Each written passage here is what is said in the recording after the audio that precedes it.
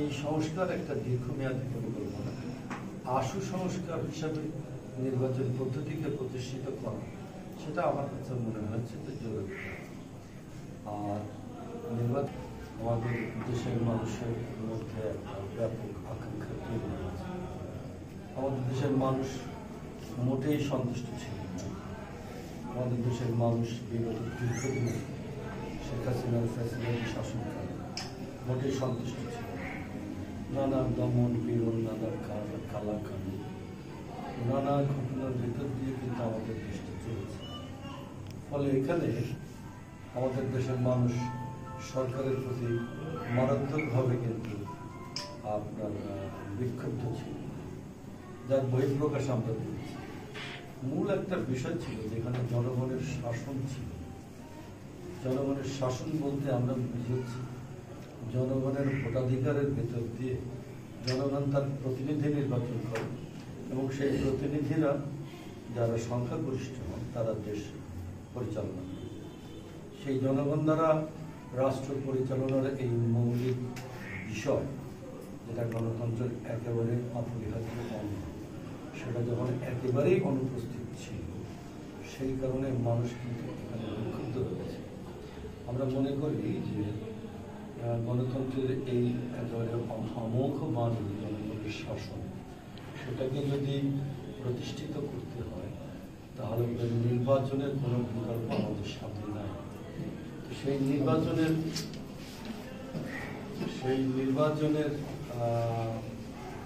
যে আকাঙ্ক্ষা মানুষের মধ্যে ছিল, সেটা বাস্তবায়ন করা এখন মানুষের সবচেয়ে জরুরি। এখন এই নির্বাচন কিভাবে হবে তাই নিয়ে বিভিন্ন রাজনৈতিক দল বা মহলের নানা কথা হচ্ছে। আমার কাছে মনে হচ্ছে যে একটা অবাধ সুষ্ঠু নির্বাচন যেটা এখানে ছিল না, সেটা অনুষ্ঠিত করাটাই এখনকার অন্তর্বর্তী সরকারের জরুরি কাজ। সেটাই তাদের জন্য অপরিহার্য কাজ।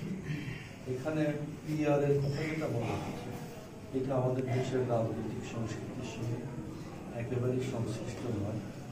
বিভিন্ন দেশে, কিছু দেশে পিআর পদ্ধতি চালু হয়েছে, সেখানকার অভিজ্ঞতা কিন্তু খুব ভালো না।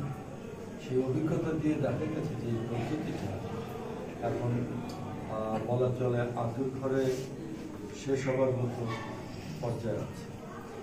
আর বিশেষ করে আমাদের দেশের রাজনৈতিক সংস্কৃতি, ভোটের সংস্কৃতি, এটা একেবারেই নতুন একটা বিষয়।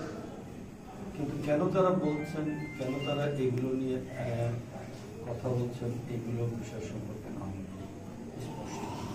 আমি ব্যক্তিগতভাবে একজন রাজনৈতিক কর্মী হিসাবে মনে করি যে অবস্থা দেশে আছে, অনির্বাচিত একটি সরকার যা গণঅভ্যুত্থানের মাধ্যমে এখানে অন্তর্বর্তীকালীন সময়ের জন্য এখানে কাজ করছে, তাদের যে এখন গুরুত্বপূর্ণ জনগণের কাজ, সেটা হচ্ছে জনগণের শাসনকে দ্রুত ফিরিয়ে আনা।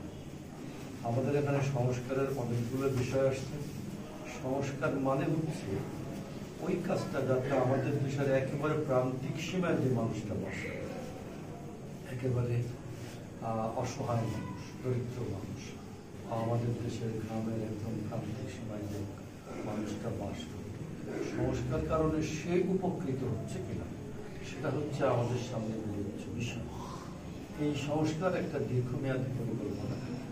আশু সংস্কার হিসাবে নির্বাচন পদ্ধতিকে প্রতিষ্ঠিত করা, সেটা আমার কাছে মনে হচ্ছে যে জরুরি। আর নির্বাচনের পরেই সংস্কারের বাকি জিনিসগুলোকে এখানে প্রতিষ্ঠিত করা বা এখানে কার্যকর করা দরকার।